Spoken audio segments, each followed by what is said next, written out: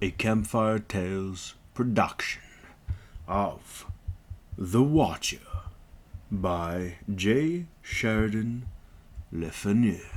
Welcome to Story Time. It is now more than 50 years since the occurrence which I am about to relate caused a strange sensation in the society of Dublin. The fashionable world, however, is no recorder of traditions. The memory of selfishness seldom reaches far, and the events which occasionally disturb the polite monotony of its pleasant and heartless progress, however, stamped within the characters of misery and horror, scarcely outlive the gossip of a season, and, except perhaps in the remembrance of a few more directly interested in the consequences of the catastrophe, are in little time lost to the recollection of all. The appetite for scandal or for horror has been sated. The incident can yield no more of interest or novelty. Curiosity, frustrated by impenetrable misery, gives over the pursuit in despair. The tale has ceased to be new, grows stale and flat, and so, in a few years, inquiry subsides into indifference.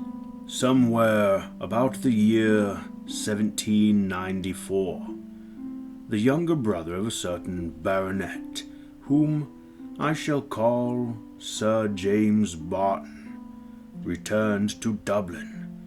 He had served in the navy with some distinction, having commanded one of His Majesty's frigates during the greater part of the American War. Captain Barton was now apparently some 2 or 43 years of age. He was an intelligent and agreeable companion, when he chose it, though generally reserved and occasionally even moody. In society, however, he deported himself as a man of the world and a gentleman. He had not contracted any of the noisy burlesqueness sometimes acquired at sea. On the contrary, his manners were remarkably easy, quiet, and even polished. He was, in person, about the middle size, and somewhat strongly formed. His countenance was marked with the lines of thought, and on the whole wore an expression of gravity and even of melancholy. Being, however, as we have said, a man of perfect breeding, as well as of affluent circumstances and good family, he had, of course, ready access to the best society of the metropolis, without the necessity of any other credentials. In his personal habits, Captain Barton was economical. He occupied lodgings in one of the then fashionable streets in the south side of the town, but kept 1 horse and 1 servant, and though a reputed freethinker, he lived an orderly and moral life, indulging neither in gaming, drinking, nor any other vicious pursuit, living very much to himself, without forming any intimacies, or choosing any companions, and appearing to mix in society rather for the sake of its bustle and distraction, than for any opportunities which it afforded of interchanging either thoughts or feelings with its votaries. Barton was therefore pronounced a saving, prudent, unsocial sort of a fellow, who bid fair to maintain his celibacy alike against stratagem and assault, and was likely to live to a good old age, die rich, and leave his money to a hospital. It was soon apparent, however, that the nature of Captain Barton's plans had been totally misconceived. A young lady, whom we shall call Miss Montague, was at this time introduced into the fashionable world of Dublin by her aunt, the Dowager Lady Rochdale. Miss Montague was decidedly pretty and accomplished, and having some natural cleverness and a great deal of gaiety, became for a while the reigning toast. Her popularity, however, gained her for a time nothing more than that unsubstantial admiration which, however pleasant as an incense of vanity, is by no means necessarily antecedent to matrimony. For unhappily for the young lady in question, it was an understood thing that, beyond her personal attractions, she had no kind of earthly provision. Such being the state of affairs, it will readily be believed that no little surprise was consequent upon the appearance of Captain Barton, as the avowed lover of the penniless Miss Montague. His suit prospered, as might have been expected, and in short time it was confidentially communicated by old Lady Rochdale to each of her 150 particular friends in succession that Captain Barton had actually tendered proposals of marriage with her appropriation to her niece, Miss Montague, who had moreover accepted the offer of his hand, conditionally upon the consent of her father, who was then upon his homeward voyage from India, and expected in 2 or 3 months at furthest. About his consent there could be no doubt. The delay, therefore, was one merely of form. They were looked upon as absolutely engaged, and Lady Rochdale, with a vigor of old-fashioned decorum, with which her niece would no doubt gladly have dispensed, withdrew her thenceforward from all further participation in the gaieties of the town. Captain Barton was a constant visitor as well as a frequent guest at the house, and was permitted all the privileges and intimacy which a betrothed suitor is usually accorded. Such was the relation of parties. When the mysterious circumstances which darkened this narrative with inexplicable melancholy first began to unfold themselves, Lady Rochdale resided in a handsome mansion at the north side of Dublin, and Captain Barton's lodgings, as we have already said, were situated at the south. The distance intervening was considerable, and it was Captain Barton's habit generally to walk home without an attendant, as often as he passed the evening with the old lady and her fair charge. His shortest way in such nocturnal walks lay, for a considerable space, through a line of streets which had, as yet, been merely laid out, and little more than the foundations of the houses constructed. One night, shortly after his engagement with Miss Montague had commenced, he happened to remain unusually late, in company only with her and Lady Rochdale. The conversation had turned upon the evidence of revelation, which he had disputed with the callous skepticisms of a confirmed infidel. What were called French principles had in those days found their way a good deal into fashionable society, especially that portion of which professed allegiance to Whiggism, and neither the old lady nor her charge was so perfectly free from the taint as to look upon Captain Barton's views as any serious objection to the proposed union. The discussion had generated into one upon the supernatural and the marvelous, in which he had pursued precisely the same line of argument and ridicule.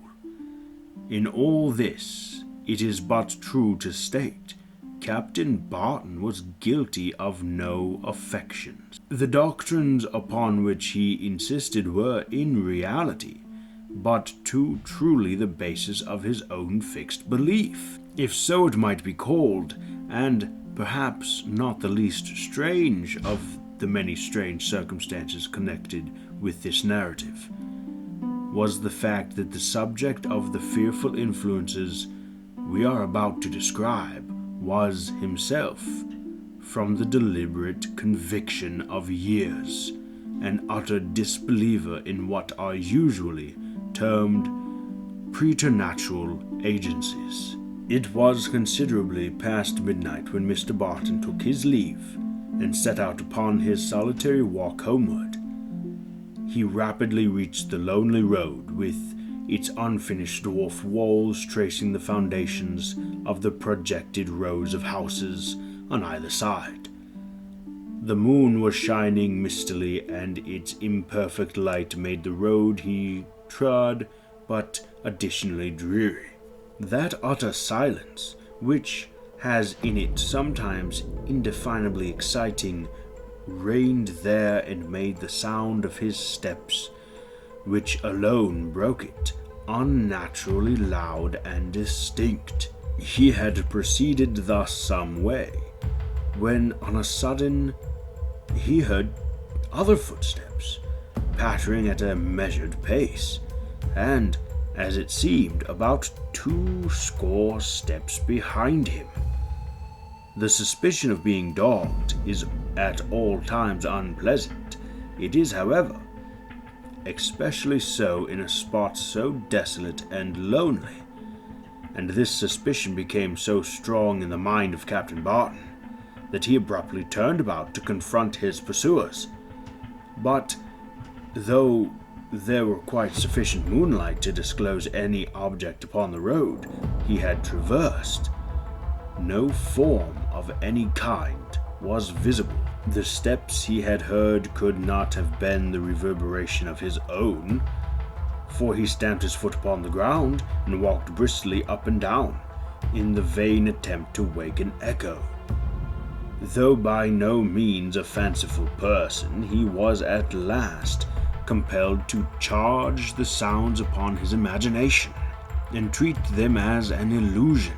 Thus, satisfying himself, he resumed his walk, and before he had proceeded a dozen paces, the mysterious footfalls were again audible from behind, and this time, as if with the special design of showing that the sounds were not the response of an echo, the steps sometimes slackened nearly to a halt, and sometimes hurried for 6 or 8 strides to a run, and again abated to a walk. Captain Barton, as before, turned suddenly round, and with the same result. No object was visible above the deserted level of the road. He walked back over the same ground, determined that whatever might have been the cause of the sounds which had so disconcerted him, it should not escape his search. The endeavor, however, was unrewarded, in spite of all his skepticism. He felt something like a superstitious fear stealing fast upon him, and, with these unwanted and uncomfortable sensations, he once more turned and pursued his way. There was no repetition of these haunting sounds until he had reached the point where he had last stopped to retrace his steps. Here they resumed, and with sudden starts of running, which threatened to bring the unseen pursuer close up to the alarmed pedestrian, Captain Barton arrested his course as formerly. The unaccountable nature of the occurrence filled him with vague and almost horrible sensations, and yielding to the excitement he felt gaining upon him, he shouted sternly, "Who's there?" The sound of one's own voice, thus exerted in utter solitude and followed by total silence, was in something unpleasantly exciting, and he felt a degree of nervousness which perhaps from no cause had he ever known before. To the very end of this solitary street the steps pursued him, and it required a strong effort of stubborn pride on his part to resist the impulse that prompted him every moment to run for safety at the top of his speed. It was not until he had reached his lodging and sat by his own fireside that he felt sufficiently reassured to arrange and reconsider in his own mind the occurrences which had so discomposed him. So little a matter, after all, is sufficient to upset the pride of skepticism. and vindicate the old simple laws of nature within us. Mr. Barton was next morning sitting at a late breakfast, reflecting upon the incidents of the previous night, with more of inquisitiveness than awe. So speedily do gloomy impressions upon the fancy disappear under the cheerful influences of day, when a letter just delivered by the postman was placed upon the table before him. There was nothing remarkable in the address of this missive, except that it was written in a hand which he did not know. Perhaps it was disguised, for the tall, narrow characters were sloped backward, and with the self-inflicted suspense which we so often see practiced in such cases. He puzzled over the inscription for a full minute before he broke the seal. When he did so, he read the following words written in the same hand. Mr. Barton, late captain of the Dolphin, is warned of danger.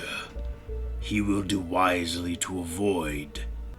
Here, the locality of his last night's adventure was named.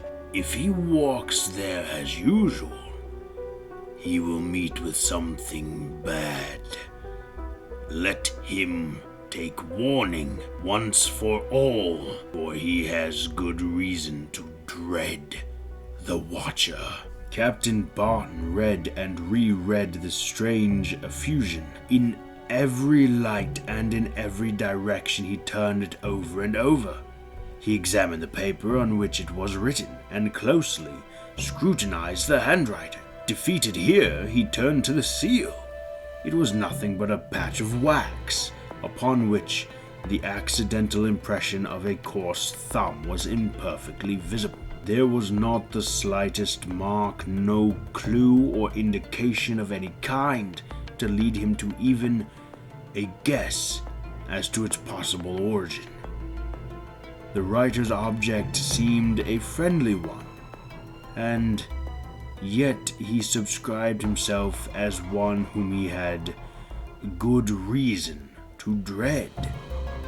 Altogether, the letter, its author, and the real purpose were to him an inexplicable puzzle, and one, moreover, unpleasantly suggestive in his mind of associations connected with the last night's adventure.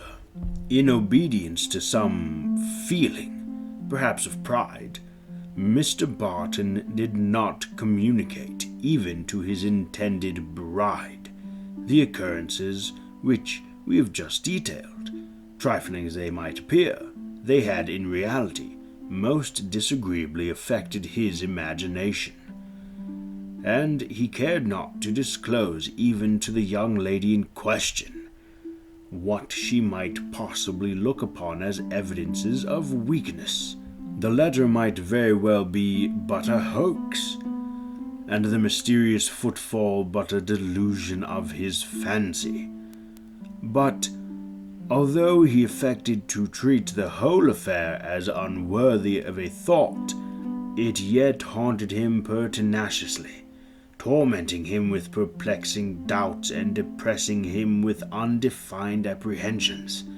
Certain it is that for a considerable time afterwards he carefully avoided the street indicated in the letter as the scene of danger. It was not until about a week after the receipt of the letter, which I have transcribed, that anything further occurred to remind Captain Barton of its contents, or to counteract the gradual disappearance from his mind of the disagreeable impressions which he had then received.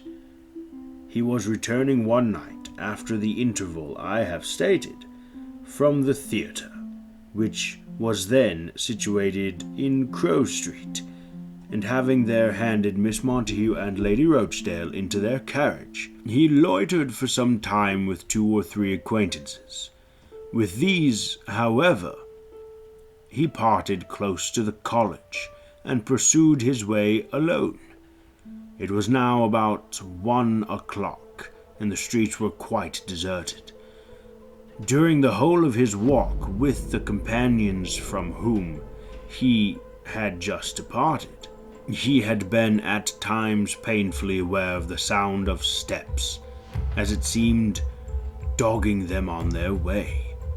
Once or twice he had looked back in the uneasy anticipation that he was again about to experience the same mysterious annoyances which had so much disconcerted him a week before, and earnestly hoping that he might see some form from whom the sounds might naturally proceed. But the street was deserted. No form was visible, proceeding now quite alone upon his homeward way. He grew really nervous and uncomfortable as he became sensible, with increased distinctness, of the well-known and now absolutely dreaded sounds. By the side of the dead wall which bounded the college park, the sounds followed, recommencing almost simultaneously with his own steps. The same unequal pace, sometimes slow, sometimes for a score yards or so, quickened to a run, was audible from behind him. Again and again he turned quickly and stealthily. He glanced over his shoulder almost at every half-dozen steps. But no one was visible. The horrors of this intangible and unseen persecution became gradually all but intolerable, and when at last he reached his home, his nerves were strung to such a pitch of excitement that he could not rest, and did not attempt even to lie down until after the daylight had broken. He was awakened by a knock at his chamber door, and his servant entering handed him several letters which had just been received by the early post. One among them instantly arrested his attention. A single glance at the direction aroused him thoroughly. He at once recognized its characters and read as follows: "You may as well think, Captain Barton, to escape from your own shadow as from me. Do what you may, and I will see you as often as I please, and you shall see me, for I do not want to hide myself, as you fancy. Do not let it trouble your rest, Captain Barton, for with a good conscience, what need you for fear from the eye of the Watcher?" It is scarcely necessary to dwell upon the feelings elicited by a pursuit of this strange communication. Captain Barton was observed to be unusually absent and out of spirits for several days afterward, but no one defined the cause. Whatever he might think as to the phantom steps which followed him, there could be no possible illusion about the letters he had received, and, to say the least of it, their immediate sequence upon the mysterious sounds which had haunted him was an odd coincidence.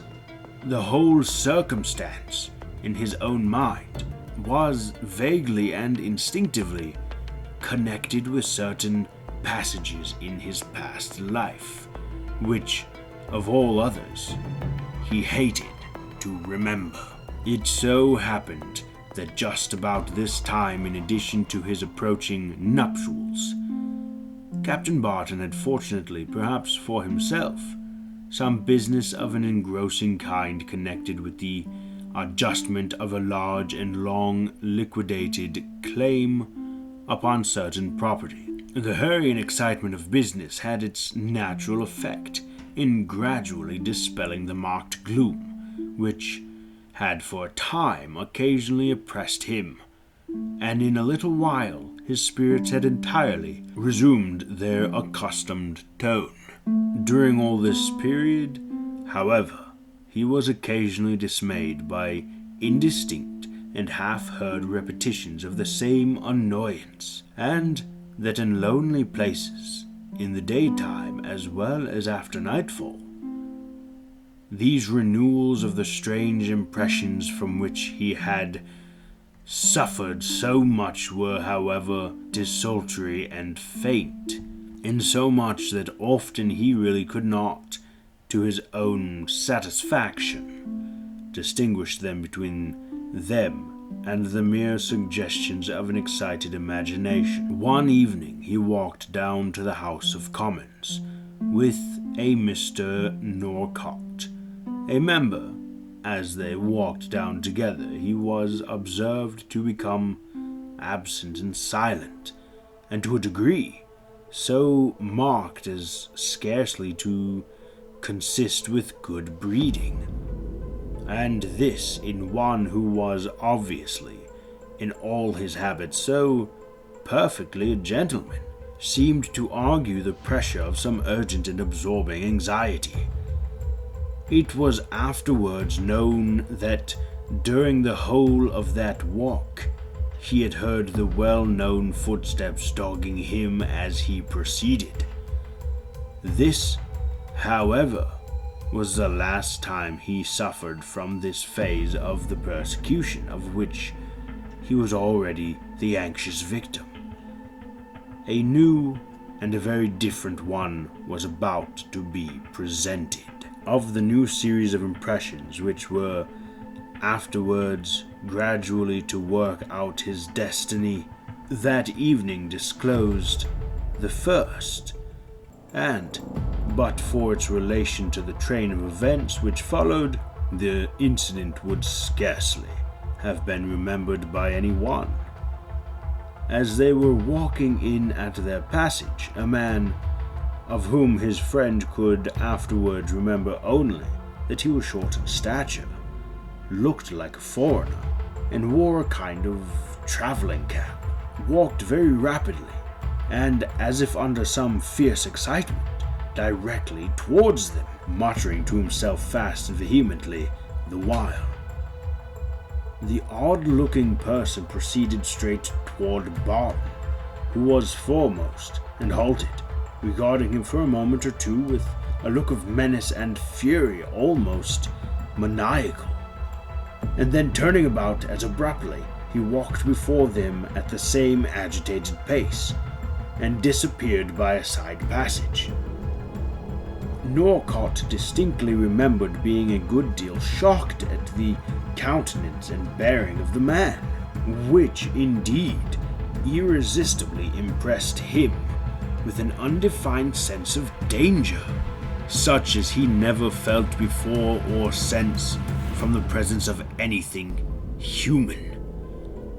But these sensations were far from amounting to anything so disconcerting as to flurry or excite him. He had seen only a singularly evil countenance, agitated, as it seemed, with the excitement of madness. He was absolutely astonished, however, at the effect of this apparition upon Captain Barton. He knew him to be a man of proved courage and coolness in real danger, a circumstance which made his conduct upon this occasion the more conspicuously odd. He recoiled a step or two as the stranger advanced, and clutched his companion's arm in silence, with a spasm of agony or terror, and then, as the figure disappeared, shoving him roughly back, he followed it for a few paces, stopped in a great disorder, and sat down upon a form, a countenance more ghastly and haggard it was impossible to fancy. "For God's sake, Barton, what is the matter?" said Norcott, really alarmed at his friend's appearance. "You're not hurt, are you? Nor unwell? What is it?" "What did he say?" "I did not hear it. What was it?" asked Barton, wholly disregarding the question. "Nonsense," said Norcott, greatly surprised. "Who cares what the fellow said? You're unwell, Barton. Decidedly unwell. Let me call a coach." "Unwell? Yes, no, not exactly unwell," he said, evidently making an effort to recover his self-possession. "But to say the truth, I am fatigued, a little overworked, and perhaps over-anxious. You know, I've been in Chancery, and the winding up of a suit is always a nervous affair. I have felt uncomfortable all this evening, but I am better now. Come, shall we go?" No. Take my advice, Barton, and go home. You really do need rest. You're looking absolutely ill. I really do insist on your allowing me to see you home," replied his companion. It was obvious that Barton was not himself disinclined to be persuaded. He accordingly took his leave, politely declining his friend's offered escort. Notwithstanding the few commonplace regrets which Norcott had expressed, it was plain that he was just as little deceived as Barton himself by the extempore plea of illness with which he had accounted for the strange exhibition, and that he even then suspected some lurking mystery in the matter. Norcott called next day at Barton's lodgings to inquire for him, and learned from the servant that he had not left his room since his return the night before, but that he was not seriously indisposed, and hoped to be out again in a few days. That evening he sent for Dr. Richards, then in large and fashionable practice in Dublin, and their interview was, it is said, an odd one. He entered into detail of his own symptoms in an abstracted and delusatory kind of way, which seemed to argue a strange want of interest in his own cure, and, at all events, made it manifest that there was some topic engaging his mind of more engrossing importance than his present ailment. He complained of occasional palpitations and headache. Dr. Richards asked him, among other questions, whether there was any irritating circumstances or anxiety to account for. This he denied, quickly and peevishly, and the physician thereupon declared his opinion, that there was nothing amiss except some slight derangement of the digestion, for which he accordingly wrote a prescription and was about to withdraw, when Mr. Barton, with the air of a man who suddenly recollects a topic which had nearly escaped him, recalled him. "I beg your pardon, Doctor, but I had really almost forgot. Will you permit me to ask you 2 or 3 medical questions? Rather odd ones, perhaps, but as a wager depends upon their solution. You will, I hope, excuse my unreasonableness." The physician readily undertook to satisfy the inquirer. Barton seemed to have some difficulty about opening the proposed interrogatories, for he was silent for a minute, then walked to his bookcase and returned as he had gone. At last he sat down and said, "You'll think them very childish questions, but I can't recover my wager without a decision. So I must put them. I want to know first about lockjaw, if a man has actually had that complaint, and appears to have died of it, so that in fact a physician of average skill pronounces him acutely dead. May he, after all, recover?" Dr. Richards smiled and shook his head. "But a blunder may be made," resumed Barton. "Suppose an ignorant pretender of medical skill, may he be so deceived by any stage of complaint as to mistake what is only a part of the progress of the disease for death itself?" "No one who had ever seen death," answered he, "could mistake it in the case of lockjaw." Barton mused for a minute. "I'm going to ask you a question, perhaps still more childish, but first tell me, are not the regulations of foreign hospitals such as those of, let us say, Lisbon, very lax and bungling? May not all kinds of blunders and slips occur in their entries of names and so forth? Dr. Richards professed his inability to answer that query. Well then, Doctor, here is the last of my questions. You'll probably laugh at it, but it must out nevertheless. Is there any disease in all the range of human maladies which would have the effect of perceptibly contracting the stature and the whole frame, causing the man to shrink in all his proportions, and yet to preserve his exact resemblance to himself in every particular, with the one exception, his height and bulk? Any disease, Mark, no matter how rare, how little believed in, generally, which could possibly result in producing such an effect? The physician replied with a smile and a very decided negative. Tell me then, said Barton abruptly, if a man be in reasonable fear of assault from a lunatic who is at large, can he not procure a warrant for his arrest and detention?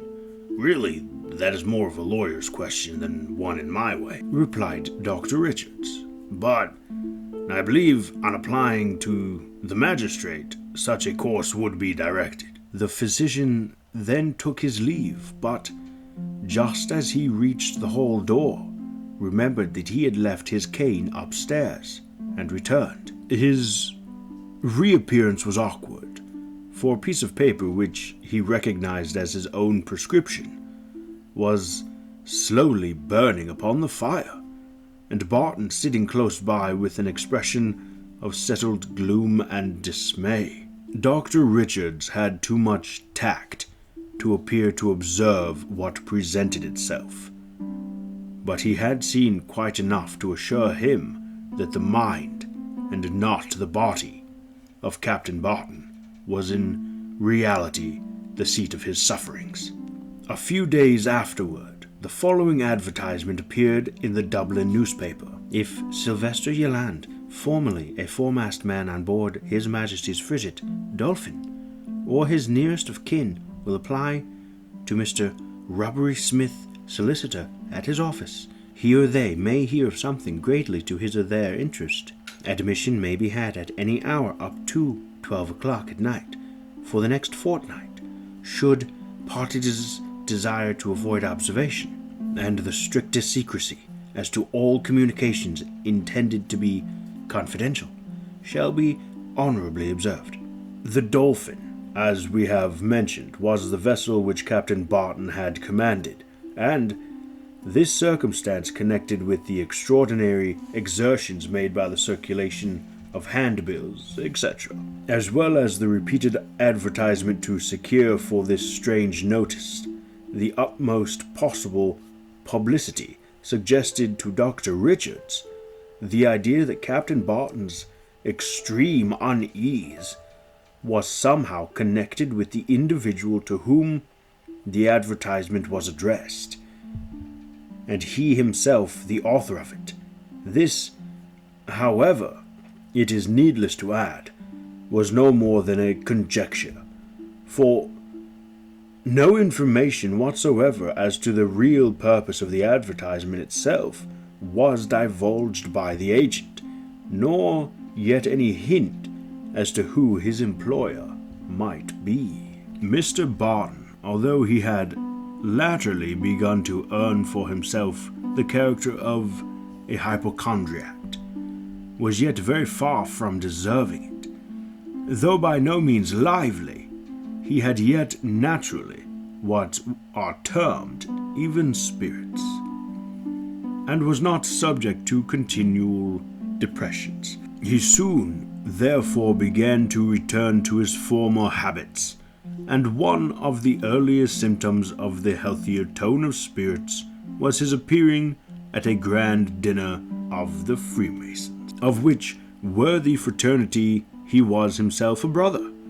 Barton, who had been at first gloomy and abstracted, drank much more freely than was his wont, possibly with the purpose of dispelling his own secret anxieties. And under the influence of good wine and pleasant company, became gradually, unlike his usual self, talkative and even noisy. It was under this unwonted excitement that he left his company at about 10:30, and as a conviviality is a strong incentive to gallantry, it occurred to him to proceed forthwith to Lady Rochdale's and pass the remainder of the evening with her and his destined bride.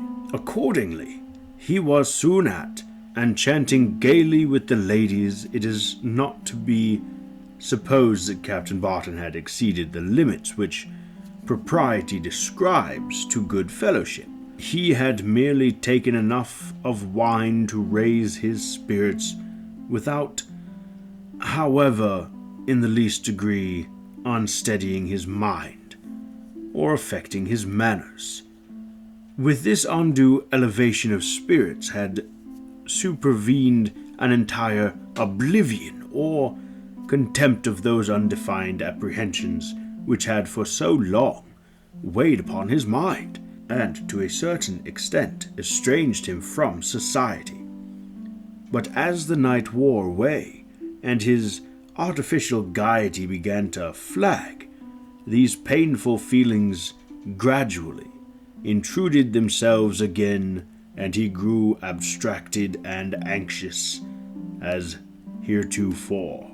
He took his leave at length with an unpleasant foreboding of some coming mischief, and with a mind haunted with 1,000 mysteries, apprehensions, such as, even while he acutely felt their pressure, he nevertheless inwardly strove or affected to contemn. It was his proud defiance of what he considered to be his own weakness which prompted him upon this occasion to the course which brought about the adventure which we are now about to relate. Mr. Barton might have easily called a coach, but he was conscious that his strong inclination to do so proceeded from no cause other than what he desperately persisted in representing to himself to be his own superstitious tremors. He might have also returned home by a route different from that against which he had been warned by his mysterious correspondent, but for the same reason he dismissed this idea also, and with a dogged and half-desperate resolution to force matters to a crisis of some kind, to see if there were any reality in the causes of his former suffering, and, if not satisfactorily, to bring their delusiveness to the proof. He determined to follow precisely the course which he had trodden upon the night so painfully memorable in his own mind as that on which his strange persecution had commenced. Though, sooth to say, the pilot who for the first time steers his vessel under the muzzle of a hostile battery never felt his resolution more severely tasked than did Captain Barton, as he breathlessly pursued this solitary path, a path which, spite of every effort of skepticism and reason, he felt to be, as respected him, infested by a malignant influence. He pursued his way steadily and rapidly, scarcely breathing from intensity of suspense. He, however, was troubled by no renewal of the dreaded footsteps, and was beginning to feel a return of confidence, as more than 3/4 of the way being accomplished with impunity, he approached the long line of twinkling oil lamps which indicated the frequented streets. This feeling of self-congratulation was, however, but momentary. The report of a musket at some 200 yards behind him, and the whistle of a bullet close to his head, disagreeably and startlingly dispelled it. His first impulse was to retrace his steps in pursuit of the assassin, but The road on the other side was, as we have said, embarrassed by the foundations of a street beyond, which extended waste fields, full of rubbish and neglected lime, brick kilns, and all now as utterly silent as though no sound had ever disturbed their dark and unsightly solitude. The futility of attempting single-handed under such circumstances a search for the murderer was apparent, especially as no further sound whatsoever was audible to direct his pursuit. With the tumultuous sensations of one whose life had just been exposed to a murderous attempt, and whose escape has been the narrowest possible, Captain Barton turned, and without, however, quickening his pace, acutely to a run, hurriedly pursued his way. He had turned, as we have said, after a pause of a few seconds, and had just commenced his rapid retreat, when on a sudden he met the well-remembered little man in the fur cap. The encounter was but momentary. The figure was walking at the same exaggerated pace, and with the same strange air of menace as before, and as it passed him, he thought he heard it say in a furious whisper, "Still alive! Still alive!" The state of Mr. Barton's spirits began now to work a corresponding alteration in his health and looks, and to such a degree that it was impossible that the change should escape general remark. For some reasons known but to himself, he took no step whatsoever to bring the attempt upon his life, which he had so narrowly escaped, under the notice of the authorities. On the contrary, he kept it jealously to himself, and it was not for many weeks after the occurrence that he mentioned it, and then in strict confidence to a gentleman, the torments of his mind as last compelled him to consult a friend. Despite of his blue devils, however, poor Barton, having no satisfactory reason to render to the public for any undue remissness in the attentions which his relation to Miss Montague required, was obliged to exert himself and present to the world a confident and cheerful bearing. The true source of his sufferings, and every circumstance connected with them, he guarded with a reserve so jealous that it seemed dictated by at least a suspicion that the origin of his strange persecution was known to himself, and that it was a nature which, upon his own account, he could not or dare not disclose. The mind thus turned in upon itself and constantly occupied with a haunting anxiety which it dared not reveal, or confide to any human breast, became daily more excited and, of course, more vividly impressible by a system of attack which operated through the nervous system, and in this state he was destined to sustain with increasing frequency the stealthy visitations of that apparition, which from the first had seemed to possess so unearthly and terrible a hold upon his imagination. It was about this time that Captain Barton called upon the then celebrated preacher Dr. Malkin, with whom he had a slight acquaintance, and an extraordinary conversation ensued. The divine was seated in his chambers in a college, surrounded with works upon his favorite pursuit, and deep in theology. When Barton was announced, there was something at once embarrassed and excited in his manner, which, along with his wan and haggard countenance, impressed the student with the unpleasant consciousness that his visitor must have recently suffered terribly indeed to account for an alteration to so striking, so shocking. After the usual interchange of polite greeting and a few commonplace remarks, Captain Barton, who obviously perceived the surprise which his visit had excited, and which Dr. Malkin was unable wholly to conceal, interrupted a brief pause by remarking, "This is a strange call, Dr. Malkin. Perhaps scarcely warranted by an acquaintance so slight as mine with you.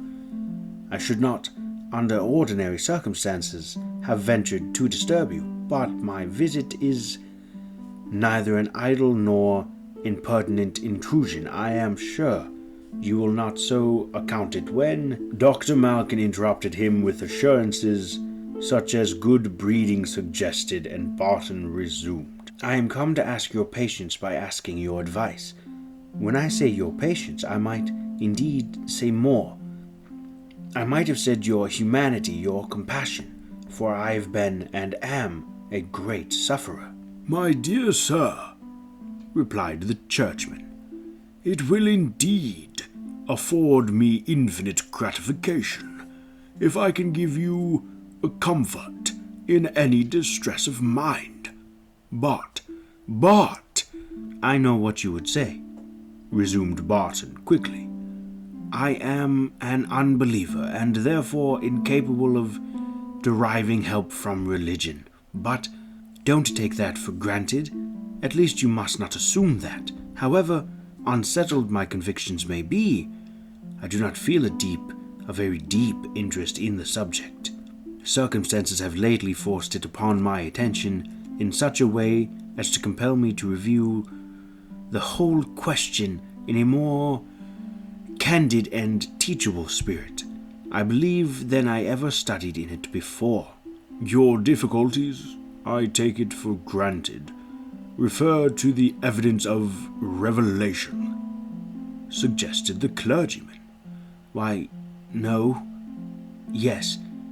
In fact, I am ashamed to say I have not considered even my objections sufficiently to state them connectedly. But there is one subject on which I feel a particular interest. He paused again, and Dr. Malkin pressed him to proceed. The fact is, said Barton, whatever may be my uncertainty as to the authenticity of what we are taught to call revelation, of one fact I am deeply and horribly convinced, that there does exist beyond this a spiritual world, a system whose workings are generally in mercy hidden from us, a system which may be and which is sometimes partially and terribly revealed. I am sure, I know, continued Barton with increasing excitement, there is a God, a dreadful God, and that retribution follows guilt in ways the most mysterious and stupendous, by agencies the most inexplicable and terrific. There is a spiritual system. Great heavens, how frightfully I have been convinced! A system malignant and inexorable and omnipotent, under whose persecutions I am and have been, suffering the torments of the damned. Yes, sir, yes, the fires and frenzy of hell. As Barton continued, his agitation became so vehement that the divine was shocked and even alarmed.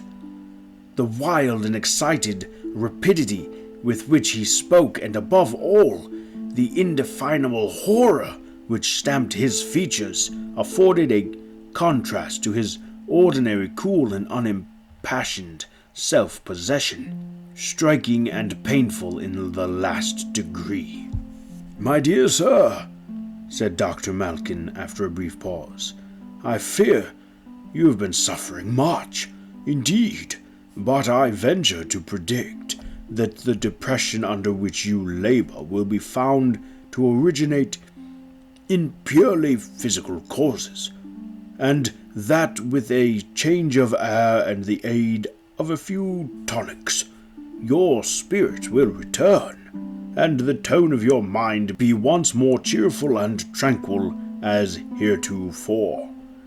There was, after all, more truth than we are quite telling to admit in the classic theories, which are assigned to unpredominant of any one affection of the mind, to the undue actions of torpidity of one or other of our bodily organs. Believe me, that a little attention to diet, exercise, and the other essentials of health, under competent direction, will make you as much yourself as you can wish." "Dr. Malkin," said Barton with something like a shudder, "I cannot delude myself with such a hope. I have no hope to cling to but one, and that is that by some other spiritual agency more potent than that which tortures me, it may be combated and I delivered. If this may not be, I'm lost. Now and forever. Lost." "But, Mr. Barton, you must remember," urged his companion, "the others have suffered as you have done, and—" No, interrupted he with irritability. "No, sir. I am not a credulous, far from a superstitious man. I have been, perhaps too much the reverse, too skeptical, too slow of belief. But unless I were one whom no amount of evidence could convince, unless I were to condemn the perpetual evidence of my own sense, I am now at last constrained to believe I have no escape from the conviction, the overwhelming certainty that I am haunted and dogged, go where I may be, by a demon." There was an almost preternatural energy of horror in Barton's face, as, with its damp and death-like lineaments, turned toward his companion, he thus delivered himself. "God help you, my poor friend," said Dr. Malkin, much shocked. "God help you, for indeed you are a sufferer. However, your suffering may have been caused." Aye, God help me," echoed Barton sternly. "But will he help me? Will he help me?" "Pray to him. Pray in a humble and trusting spirit," said he. "Pray? I can't pray. I could as easily move a mountain by an effort of my will. I have not belief enough to pray. There is something within me that will not pray. You prescribe impossibilities. Literal impossibilities." "You will not find it so, if you will but try," said Dr. Malkin. "Try? I have tried. The attempt only fills me with the confusions and terror. I have tried in vain, and more than in vain. The awful, unutterable idea of eternity and infinity oppresses and maddens my brain. Whenever my mind approaches the contemplation of the Creator, I recoil from the effect. Scared, confounded, terrified, I tell you, Dr. Malkin, if I am to be saved, it must be by other means. The idea of the Creator is to me intolerable. My mind cannot support it." "Say then, my dear sir, say how you would have me serve you. What would you learn of me? What can I do or say to relieve you?" "Listen to me first," replied Captain Barton, with a subdued air and an evident effort to suppress his excitement. "Listen to me while I detail the circumstances of the terrible persecution under which my life has become all but intolerable. A persecution which has made me fear death and the world beyond the grave as much as I have grown to hate existence." Barton then proceeded to relate the circumstances which we have already detailed, and then continued. "This has now become habitual, an accustomed thing. I do not mean the actual seeing him in the flesh, thank God. That, at least, is not permitted daily. Thank God, from the unutterable horrors of that visitation, I have been mercifully allowed intervals of repose, though none of security. But from the consciousness that a malignant spirit is following me and watching me wherever I go, I have never, for a single instant, a temporary respite. I am pursued with blasphemies, cries of despair, and appalling hatred. I hear those dreadful sounds called after me as I turn corners. They come in the night time while I sit in my chamber alone. They haunt me wherever, charging me with hideous crimes and, great God, threatening me with coming vengeance and eternal misery. Hush! Do you hear that? He cried with a horrible smile of triumph. There!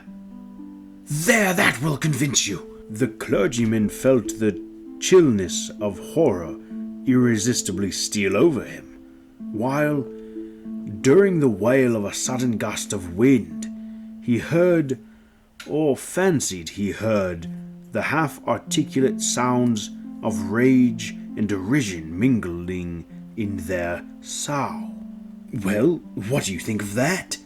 At length Barton cried, drawing a long breath through his teeth. I heard the wind. What should I think of it?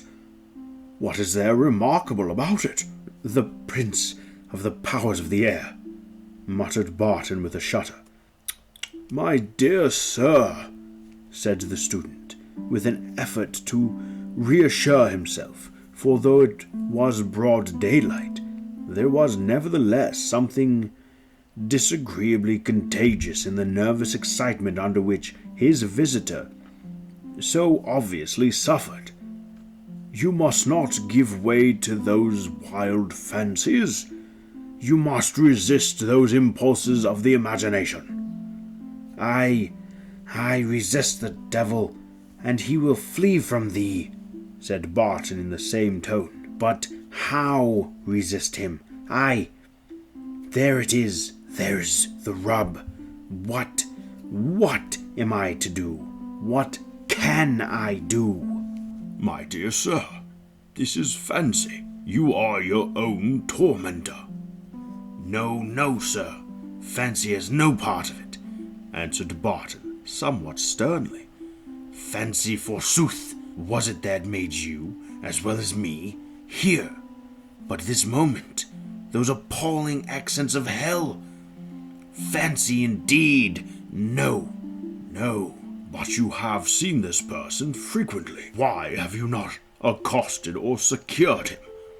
Is it not somewhat precipitate, to say no more, to assume, as you have done, the existence of preternatural agency when, after all, everything may be easily accountable, if only a proper means were taken to sift the matter? There are circumstances connected with this appearance, which it were needless to disclose, but which to me are proofs of its horrible and unearthly nature. I know that the being who haunts me is not a man. I say I know this. I could prove it to your own conviction. He paused for a minute, and then added, and as to accosting it, I dare not. I could not. When I see it, I'm powerless. I stand in the gaze of death, in the triumphant presence of preterhuman power and malignity. My strength, my faculties, and memory all forsake me. Oh God, I fear, sir, you know not what you speak of. Mercy, heaven have pity on me. He leaned his elbow on the table and passed his hand across his eyes, as if to exclude some image of horror, muttering the last words of the sentence he had just concluded again and again. Dr. Malkin, he said abruptly, raising himself and looking full upon the clergyman with an imploring eye, I know you will do for me whatever may be done. You know now fully the circumstances and the nature of the mysterious agency of which I am the victim. I tell you I cannot help myself. I cannot hope to escape. I am utterly passive. I conjure you, then, to weigh my case well, and if anything may be done for me by vicarious supplication, by the intercession of the good, or by any aid or influence whatsoever, I implore you, I adjure You, in the name of the Most High, give me the benefit of that influence. Deliver me from the body of this death. Strive from me, pity me. I know you will. You cannot refuse this. It is the purpose and the object of my visit. Send me away with some hope, however little, some faint hope of ultimate deliverance, and I will nerve myself to endure. From hour to hour, the hideous dream into which my existence is transformed. Dr. Malkin assured him that all he could do was pray earnestly for him, and that so much he would not fail to do. They parted with a hurried and melancholy valediction. Barton hastened to the carriage which awaited him at the door, drew the blinds, and drove away, while Dr. Malkin returned to his chamber to ruminate at leisure upon the strange interview which had just interrupted his studies. It was not to be expected that Captain Barton's changed and eccentric habits should long escape remark and discussion. Various were the theories suggested to account for it. Some attributed the alteration to the pressure of secret pecuniary embarrassments, others to a repugnance to fulfill an engagement into which he was presumed to have had preceptively entered, and others, again, to the supposed incipiency of mental disease, which latter, indeed, was the most plausible, as well as the most generally received, of the hypotheses circulated in the gossip of the day. From the very commencement of this change, at first so gradual in its advances, Miss Montague had, of course, been aware of it. The intimacy involved in their peculiar relation, as well as the near interest which it inspired, afforded her in case alike opportunity and motive for the successful exercise of that keen and penetrating observation peculiar to the sex. His visits became at length so interrupted, and his manner, while they lasted, so abstracted, strange, and agitated, that the Lady Rochdale, after hinting her anxiety and her suspicions more than once, at length distinctly stated her anxiety and pressed for an explanation. The explanation was given, and, although its nature at first relieved the worst solicitudes of the old lady and her niece, yet the circumstances which attended it, and the really dreadful consequences which it obviously threatened, as regarded the spirits and, indeed, the reason of the now wretched man who made the strange declaration, were enough, upon a little reflection, to fill their minds with perturbation and alarm. General Montague, the young lady's father, at length arrived. He had himself slightly known Barton, some 10 or 12 years previously, and being aware of his fortune and connections, was disposed to regard him as an unexceptionable and indeed a most desirable match for his daughter. He laughed at the story of Barton's supernatural visitations, and lost not a moment in calling upon his intended son-in-law. "My dear Barton," he continued gaily after a little conversation, "my sister tells me that you are a victim to blue devils in quite a new and original shape." Barton changed countenance and sighed profoundly. Come, I protest, this will never do. You are more like a man on his way to the gallows than the altar. These devils have made quite a saint of you." Barton made an effort to change the conversation. No, it won't do," said his visitor, laughing. "I am resolved to say out what I have to say about this magnificent mock mystery of yours.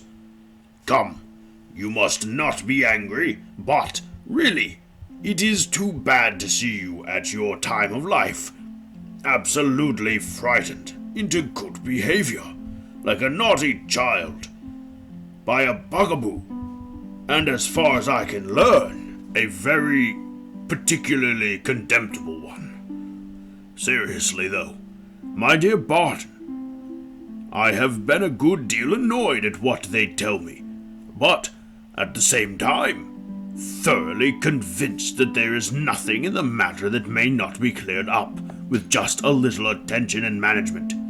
Within a week at furthest. General, you do not know, he began. Yes, but I do know quite enough to warrant my confidence, interrupted the soldier. I know that all your annoyance proceeds from the occasional appearances of a certain little man in a cap and a greatcoat, with a red vest and a bad countenance, who follows you about and pops up upon you at the corners of lanes and throws you into fits. Now, my dear fellow, I'll make it my business to catch this mischievous little mountebank, and either beat him into a jelly with my own hands, or have him whipped throughout the town at the cart's tail. If you knew what I know, said Barton with gloomy agitation, you would speak very differently. Don't imagine that I am so weak and foolish as to assume, without proof the most overwhelming, the conclusion to which I have been forced. The proofs are here, locked up here. As he spoke, he tapped upon his breast, and with an anxious sigh continued to walk up and down the room. Well, well, Barton, I'll wager a rump in a dozen a collar the ghost, and convince yourself before many days are over. He was running on in the same strain when he was suddenly arrested, and not a little shocked, by observing Barton, who had approached the window, stagger slowly back like one who had received a stunning blow, his arm feebly extended toward the street, his face and his very lips white as ashes, while he uttered, There. General Montague started mechanically to his feet, and from the window of the drawing room saw a figure corresponding, as well as his hurry would permit him to discern, with the description of the person whose appearance so constantly and dreadfully disturbed the repose of his friend. The figure was just turning from the rails of the area upon which it had been leaning, and without waiting to see more, the old gentleman snatched his cane and hat, and rushed down the stairs and into the street, in the furious hope of securing the person and punishing the audacity of the mysterious stranger. He looked around him, but in vain, for any trace of the form he had himself distinctly beheld. He ran breathless to the nearest corner, expecting to see from thence the retreating figure, but no such form was visible. Back and forward from crossing to crossing he ran at fault, and it was not until the curious gaze and laughing countenance of the passerby reminded him of the absurdity of his pursuit that he checked his hurried pace, lowered his walking cane from the menacing altitude which he had mechanically given it, adjusted his hat, and walked composedly back again, inwardly vexed and flurried. He found Barton pale and trembling in every joint. They both remained silent, though under the emotions very different. At last Barton whispered, "You saw it?"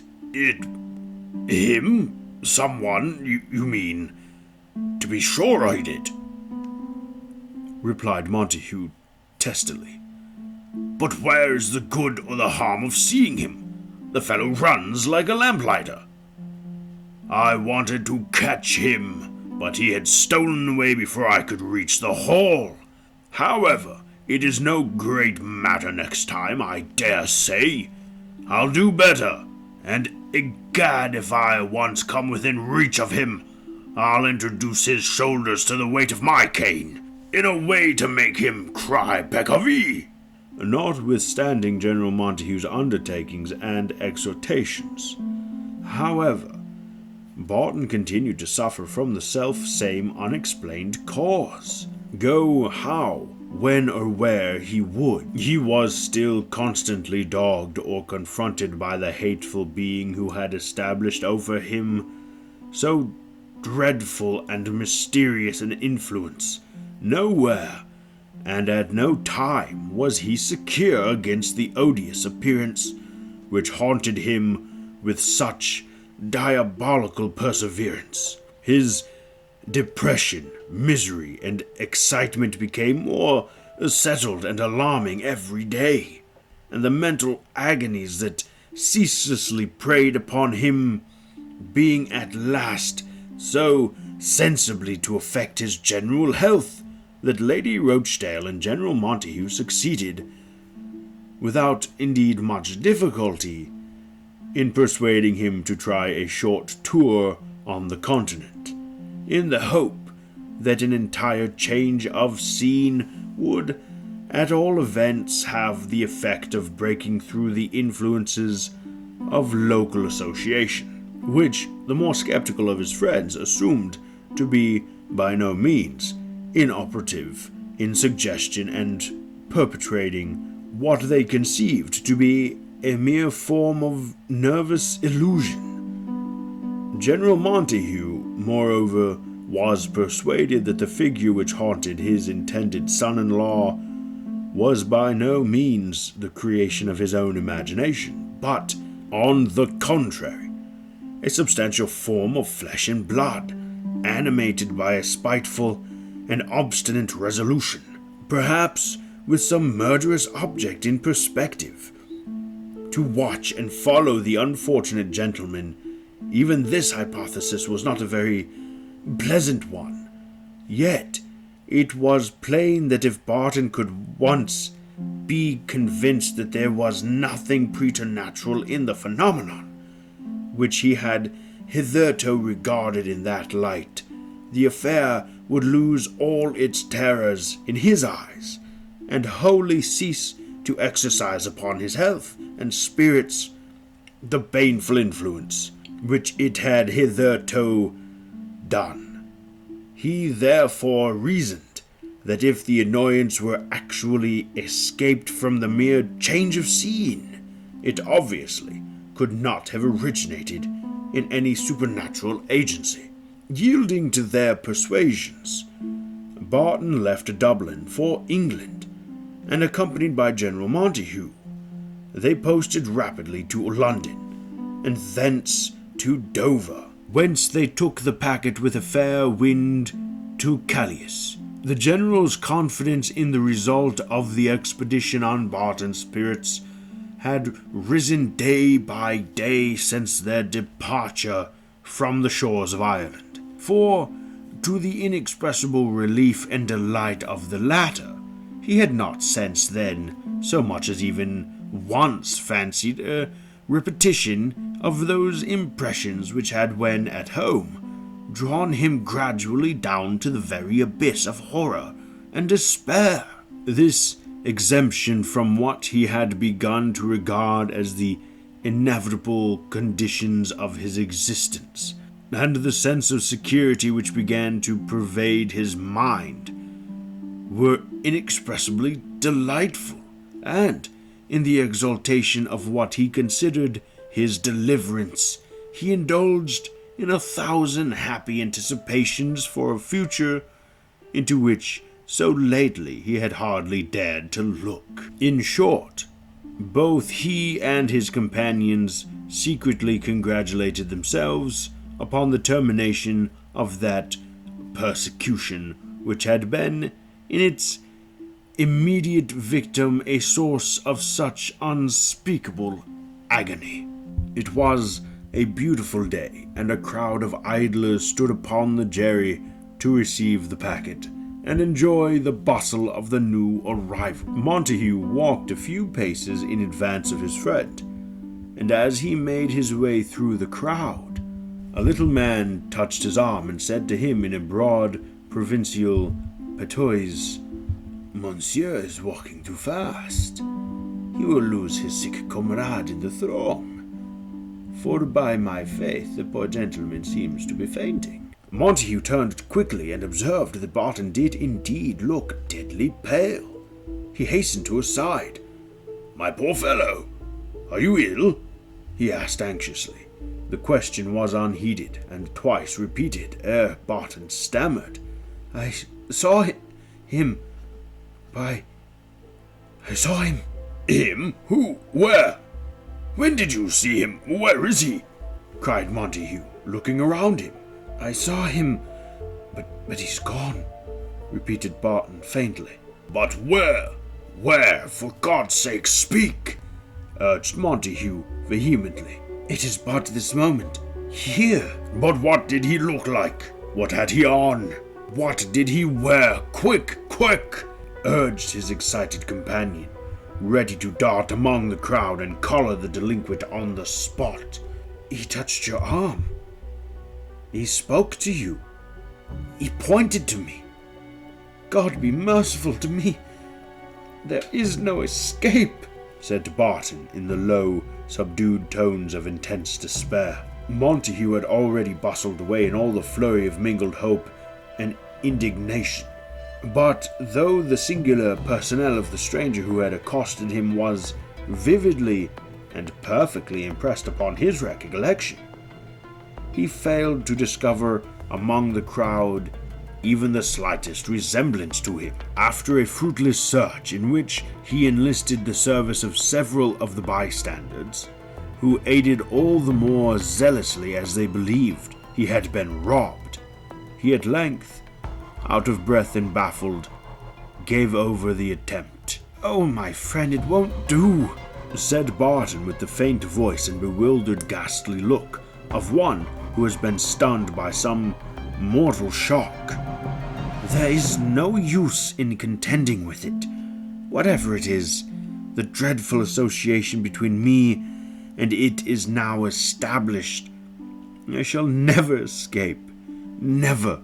Never." "Nonsense, nonsense, my dear fellow. Don't talk so," said Montague with something of an ounce of irritation and dismay. "You must not. Never mind. I say never mind. We'll jockey the scoundrel yet." It was, however, but lost labor to endeavor henceforth to inspire Barton with one ray of hope. He became utterly desponding. This intangible and, as it seemed, utterly inadequate influence was fast destroying his energies of intellect, character, and health. His first object was now to return to Ireland, there, as he believed, and now almost hoped, speedily to die.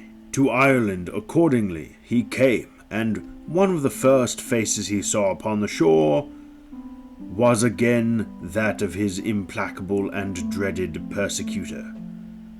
Barton seemed at last to have lost not only all enjoyment and every hope in existence, but all independence of will besides.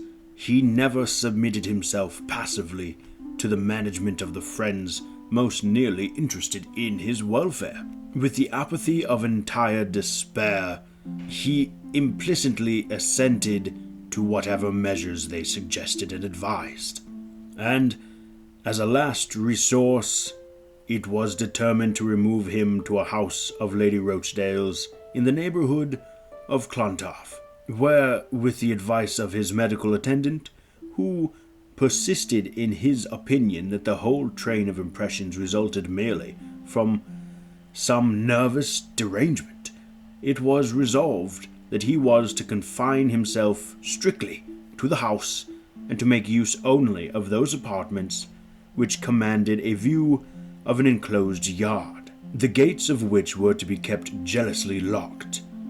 These precautions would at least secure him against the casual appearance of any living form which his excited imagination might possibly confound with the spectre which, as it was contended, his fancy recognized in every figure that bore even a distant or general resemblance to the traits with which he had at first invested in. A month or 6 weeks' absolute seclusion under these conditions, it was hoped, might be interrupting the series of these terrible impressions, gradually dispel the predisposing apprehension, and effectually break up the associations which had confirmed the supposed disease, and rendered recovery hopeless.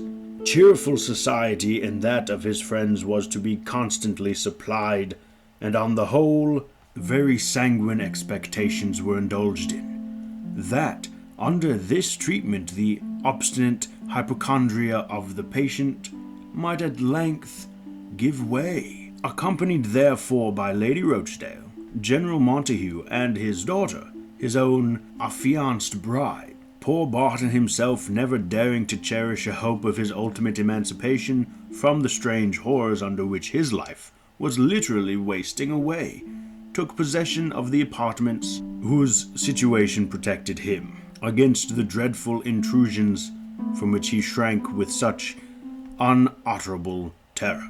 After a little time, a steady persistence in the system began to manifest its results in a very marked, though gradual, improvement, alike in the health and spirits of the invalid. Not indeed that anything at all approaching to complete recovery was yet discernible. On the contrary, to those who had not seen him since the commencement of his strange sufferings, such an alteration would have been apparent as might well have shocked them. The improvement, however, such as it was welcomed with gratitude and delight, especially by the poor young lady, whom her attachment to him, as well as her now singularly painful position consequent on his mysterious and protracted illness, rendered an object of pity scarcely 1 degree less to be commiserated than himself. A week passed, a fortnight, a month, and yet no recurrence of the hated visitation had agitated and terrified him as before. The treatment had, so far, been followed by complete success. The chain of association had been broken. The constant pressure upon the overtasked spirits had been removed. And under these comparatively favorable circumstances, the sense of social community which the world about him and something of human interest, if not of enjoyment, began to reanimate his mind. It was about this time that Lady Rochdale, who, like most old ladies of the day, was deep in family receipts and a great pretender to medical science, being engaged in the concoction of certain unpalatable mixtures of marvelous virtue, dispatched her own maid to the kitchen garden with a list of herbs which were there to be carefully culled and brought back to her for the purpose stated.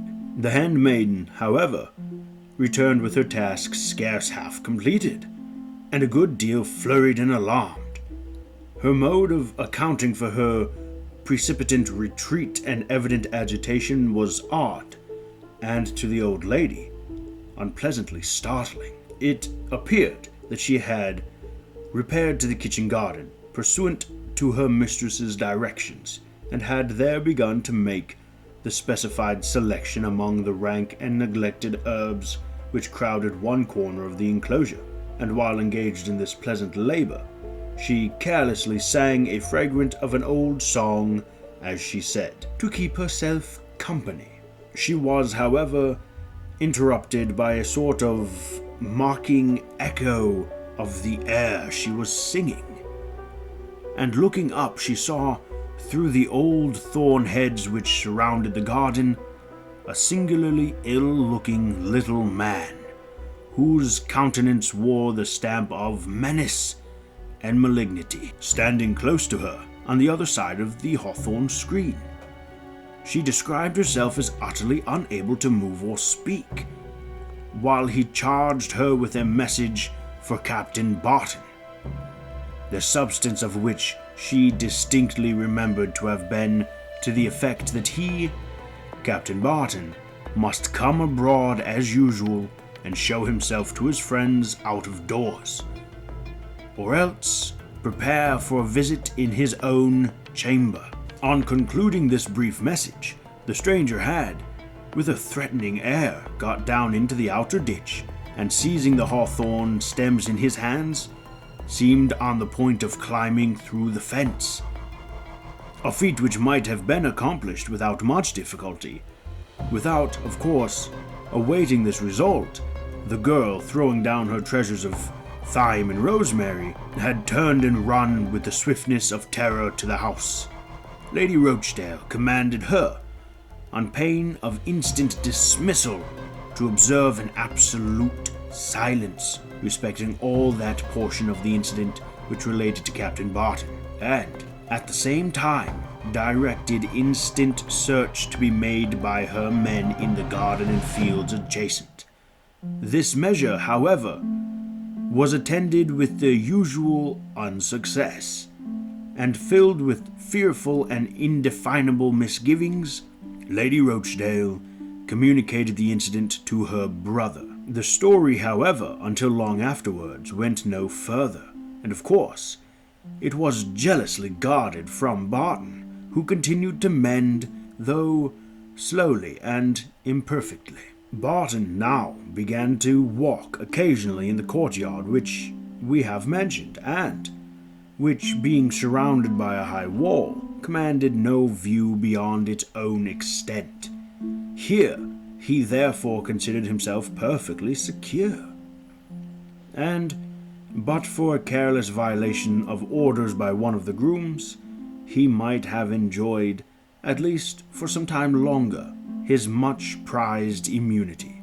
Opening upon the public road, this yard was entered by a wooden gate, with a wicket in it, which was further defended by an iron gate upon the outside.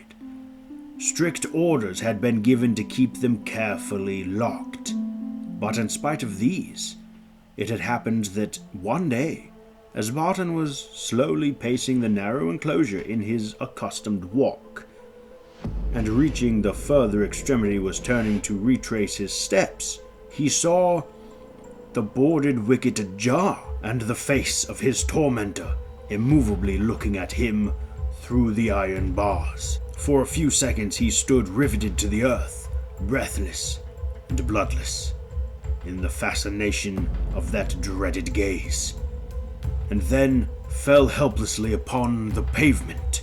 There was he found a few minutes afterward, and conveyed to his room, the apartment which he was never afterwards to leave alive. Henceforward a marked and unaccountable change was observable in the tone of his mind. Captain Barton was no longer the excited and despairing man he had been before. A strange alteration had passed upon him. An unearthly tranquility reigned in his mind. It was the anticipated stillness of the grave. "Montague, my friend, this struggle is nearly ended now," he said, tranquilly, but with a look of fixed and fearful awe. "I have, at least, some comfort from that world of spirits, from which my punishment has come. I now know that my suffering will be soon over." Montague pressed him to speak on. "Yes," he said in a softened voice, "my punishment is nearly ended. From sorrow perhaps I shall never in time or eternity escape. But my agony is almost over. Comfort has been revealed to me, and what remains of my allotted struggle I will bear with submission, even with hope." "I'm glad to hear you speak so tranquilly, my dear fellow. Peace and cheerfulness of mind are all you need to make you what you were." No, I never can be that," he said mournfully. "I am no longer fit for life. I am soon to die. I do not shrink from death as I did, I am to see him, but once again. And then all is ended. He said so then? He? No, good tidings could scarcely come through him. And these were good and welcome, and they came so solemnly and sweetly with unutterable love and melancholy, such as I could not, without saying more than is needful or fitting of other long past scenes of persons, fully explain to you. As Barton said this, he shed tears. Come, said Montague, mistaking the source of his emotions. You must not give way. What is it, after all, but a pack of dreams and nonsense, or, at worst, the practices of a scheming rascal that enjoys his powers of playing upon your nerves, and loves to exert it? A sneaking vagabond that owes you a grudge, and pays it off this way, not daring to try a more manly one? A grudge, indeed, he owes me. You say rightly, said Barton, with a sudden shudder. A grudge, as you call it. Oh, God. When the justice of heaven permits the evil one to carry out a scheme of vengeance, when its execution is committed to the lost and frightful victim of sin, who owes his own ruin to the man, the very man, whom he is commissioned to pursue, then indeed the torments and terrors of hell are anticipated on earth. But heaven has dealt mercifully with me. Hope has opened me at last, and if death could come without the dreadful sights I am doomed to see, I would gladly close my eyes this moment upon the world.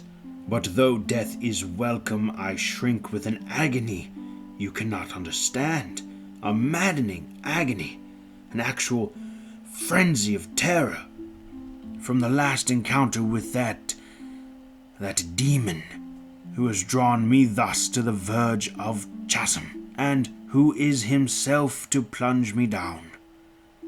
I am to see him again, once more, but under circumstances unutterably more terrific than ever. As Barton thus spoke, he trembled so violently that Montague was really alarmed at the extremity of his sudden agitation, and hastened to lead him back to the topic which had before seemed to exert so tranquilizing an effect upon his mind. It was not a dream, he said after a time. I was in a different state.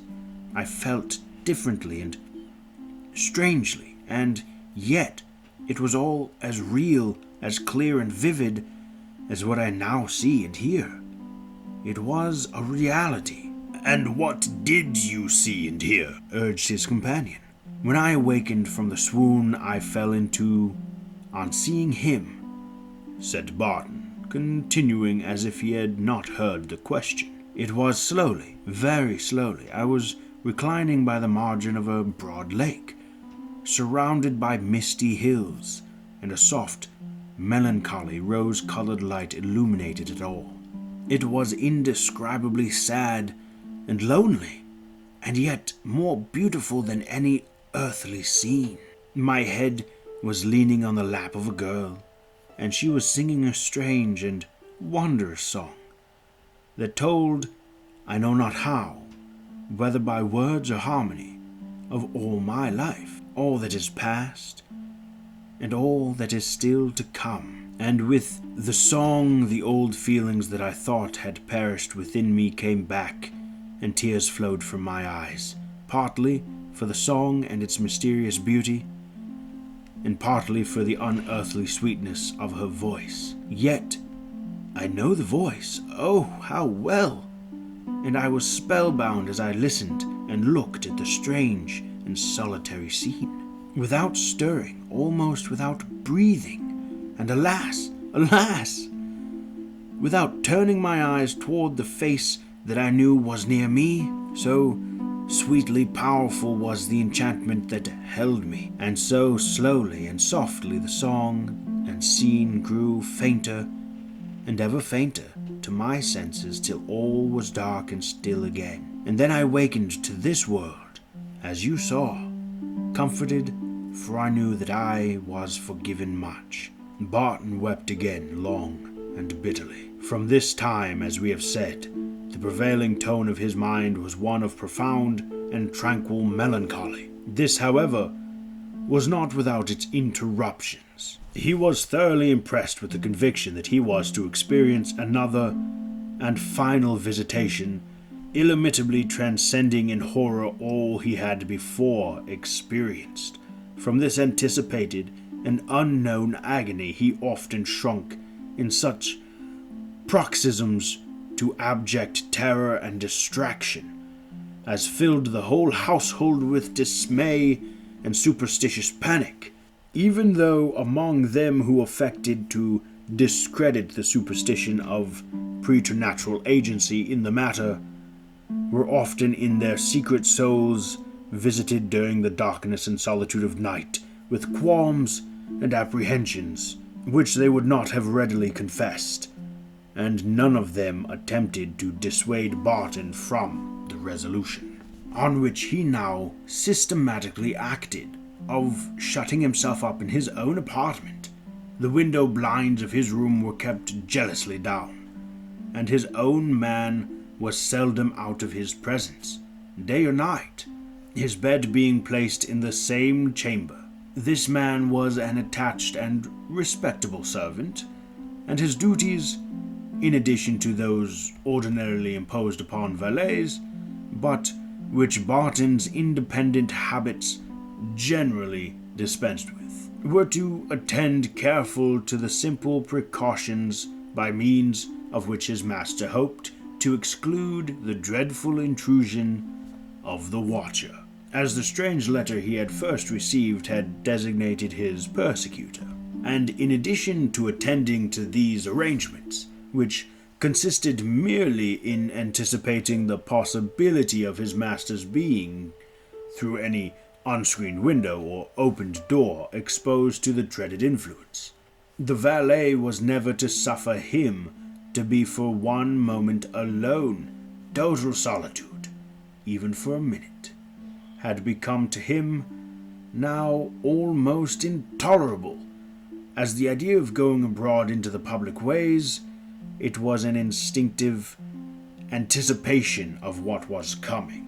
It is needless to say that under these mysterious and horrible circumstances, no steps were taken toward the fulfillment of that engagement into which he had entered. There was quite disparity enough in points of years, and indeed of habits, between the young lady and Captain Barton, to have precluded anything like very vehement or romantic attachment on her part. Though grieved and anxious, therefore, she was very far from being heartbroken, a circumstance which, for the sentimental purpose of our tale, is much to be deplored. But truth must be told, especially in a narrative whose chief, if not only pretensions to interest, consist in a rigid adherence to facts, or what are so reported to have been. Miss Montague nevertheless devoted much of her time to a patient but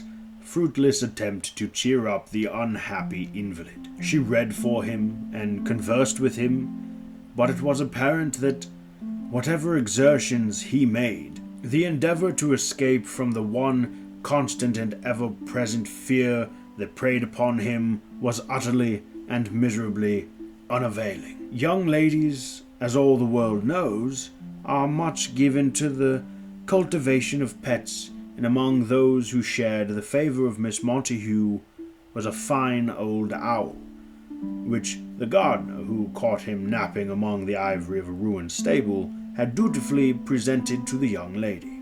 The caprice which regulates such preferences was manifested in the extravagant favour with which this grim and ill-favoured bird was at once distinguished by his mistress. And trifling as this whimsical circumstance may seem, I am forced to mention it, inasmuch as it is connected, oddly enough, with the concluding scene of the story. Barton, so far from sharing in this liking for the new favorite, regarded it from the first with an antipathy as violent as it was utterly unaccountable. Its very vicinity was insupportable to him. He seemed to hate and dread it with a vehemence absolutely laughable. And to those who have never witnessed the exhibition of antipathies of this kind, his dread would seem all but incredible. With these few words of preliminary explanation, I shall proceed to state the particulars of the last scene in this strange series of incidents. It was almost 2 o'clock one winter's night, and Barton was, as usual, at that hour, in his bed. The servant we have mentioned occupied a smaller bed in the same room, and a candle was burning. The man was on a sudden aroused by his master, who said, "I can't get it out of my head that accursed bird has escaped somehow, and it is lurking in some corner of the room. I have been dreaming of him. Get up, Smith, and look about. Search for him. Such hateful dreams." The servant rose and examined the chamber, and while engaged in so doing, he heard the well-known sound, more like a long-drawn gasp than a hiss, with which these birds from their secret haunts outwrite the quiet of the night. This ghostly indication of its proximity, for the sound proceeded from the passage upon which Barton's chamber door opened, determined the search of the servant, who, opening the door, proceeded a step or two forward for the purpose of driving the bird away. He had, however, hardly entered the lobby when the door behind him slowly swung to under the impulse, as it seemed, of some gentle current of air. But as immediately over the door there was a kind of window, intended in the daytime to aid in lighting the passage, and through which the rays of the candle were then issuing. The valet could see quite enough for his purpose. As he advanced, he heard his master, who, lying in a well-curtained bed, had not, as it seemed, perceived his exit from the room, call him by name, and direct him to place the candle on the table by his bed. The servant, who was now some way in the long passage, did not like to raise his voice over the purpose of replying, lest he should startle the sleeping inmates of the house, began to walk hurriedly and softly back again, when, to his amazement, he heard a voice in the interior of the chamber answering calmly, and the man actually saw, through the window which overtopped the door, that the light was slowly shifting as it carried across the chamber in answer to his master's call. Palsied by a feeling akin to terror, yet not unmingled with a horrible curiosity, he stood breathless and listened at the threshold, unable to summon resolution to push open the door and enter. Then came a rustling of curtains, and a sound like that of one in a low voice hushes a child to rest, in the midst of which he heard Barton say, in a tone of stifled horror, "Oh God! Oh my God!" and repeat the same exclamation several times. Then ensued a silence which again was broken by the same strange, soothing sound, and at last there burst forth, in one swelling peal, a yell of agony so appalling and hideous that under some impulse of ungovernable horror, the man rushed to the door and with his whole strength strove to force it open.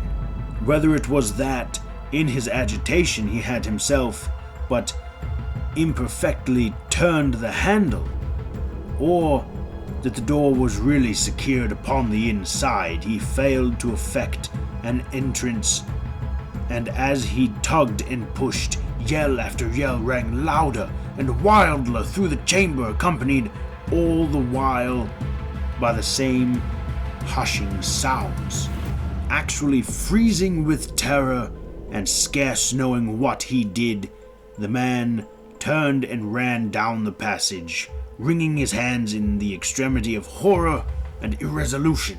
At the stairhead he was encountered by General Montague, scared and eager, and just as they met, the fearful sounds had ceased. "What is it? Who? Where's your master?" said Montague with the incoherence of extreme agitation.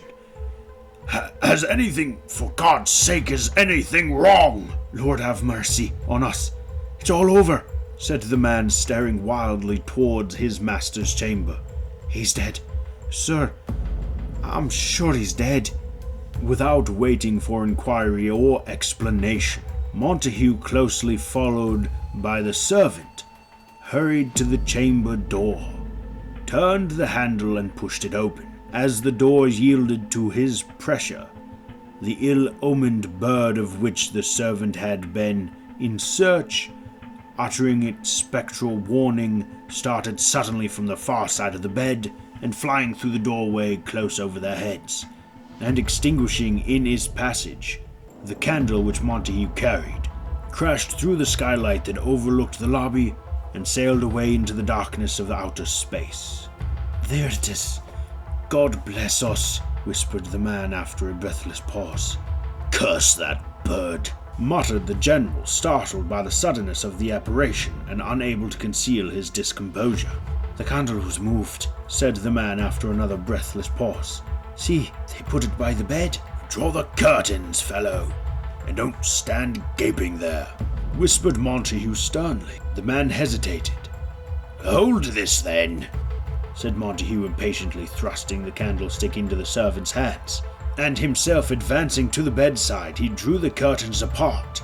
The light of the candle, which was still burning at the bedside, fell upon a figure huddled together and half upright at the head of the bed. It seemed as though it had shrunk back as far as the solid paneling would allow, and the hands were still clutched in the bedclothes. "Barton! Barton! Barton!" cried the general with a strange mixture of awe and vehemence. He took the candle and held it so that it shone full upon his face. The features were fixed, stern, and white. The jaw was fallen, and the sightless eyes, still open, gazed vacantly forward toward the front of the bed. "God Almighty, he's dead," muttered the general as he looked upon this fearful spectacle. They both continued to gaze upon it in silence for a minute or more. "And cold, too," said Montague, withdrawing his hand from that of the dead man. "And see, may I never have life, sir," added the man after another pause with a shudder. "But there was something else on this bed with him. Look there! Look there! See that, sir!" As the man thus spoke, he pointed to a deep indenture, as if caused by a heavy pressure, near the foot of the bed. "Come, sir, come away, for God's sake," whispered the servant, holding fast to his arm, while he glanced fearfully round. "What good can be done here now? Come away, for God's sake." At this moment they heard the steps of more than one approaching, and Montague, hastily desiring the servant to arrest their progress, endeavored to loose the rigid grip with which the fingers of the dead man were clutched in the bedclothes, and drew as well as he was able the awful figure into a reclining posture. Then, closing the curtains carefully upon it, he hastened himself to meet those who were approaching. It is needless to follow the personages so slightly connected with this narrative into the events of their afterlives. It is enough for us to remark that no clue to the solution of these mysterious occurrences were ever afterward discovered, and so long an interval having now passed, it is scarcely to be expected that time can throw any new light upon their inexplicable obscurity. Until the secrets of the earth shall be no longer hidden, these transactions must remain shrouded in mystery. The only occurrence in Captain Barton's former life to which reference was ever made as having any possible connection with the sufferings with which his existence closed, and which he himself seemed to regard as working out a retribution for some grievous sin of his past life, was a circumstance which not for several years after his death was brought to light. The nature of this disclosure was painful to his relatives and discreditable to his memory. It appeared then that some 8 years before Captain Barton's final return to Dublin, he had formed, in the town of Plymouth, a guilty attachment to the object of which was the daughter of one of the ship's crew under his command. The father had visited the frailty of his unhappy child with extreme harshness and even brutality, and it was said that she had died heartbroken. Presuming upon Barton's implication in her guilt, this man had conducted himself towards him with marked insolence, and Barton resented this, and what he resented with still more exasperated bitterness, his treatment of the unfortunate girl. By a systematic exercise of those terrible and arbitrary severities with which the regulations of the Navy arm those who are responsible for this discipline, the man had at length made his escape, while the vessel was in port at Lisbon, but died, as it was said, in a hospital in that town, of the wounds inflicted in one of his recent and sanguinary punishments. Whether these circumstances in reality bear or not upon the occurrences of Barton's afterlife, it is of course impossible to say. It seems, however, more than probable that they were, at least in his own mind, closely associated with them. But however the truth may be as to the origin and motives of this mysterious persecution, there can be no doubt that, with respect to the agencies by which it was accomplished, absolute and impenetrable mystery is like to prevail until the day of doom. I hope you enjoyed this interesting tale. Please like, comment, and subscribe, and follow me on Twitter. The information shall be below, so that you never miss a story. Until next time, my friends, do take care. Fare thee well.